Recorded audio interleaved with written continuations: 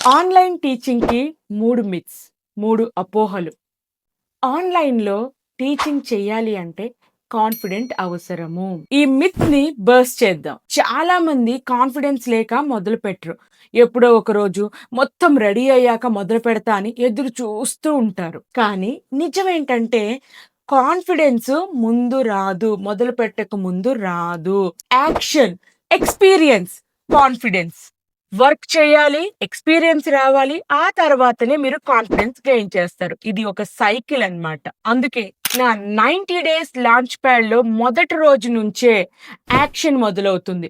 ముందు యాక్షన్, తర్వాత కాన్ఫిడెన్స్. ఈ లాజిక్ మీకు అర్థమై ఉంటే కామెంట్స్‌లో కాన్ఫిడెంట్ అని కామెంట్ చేయండి.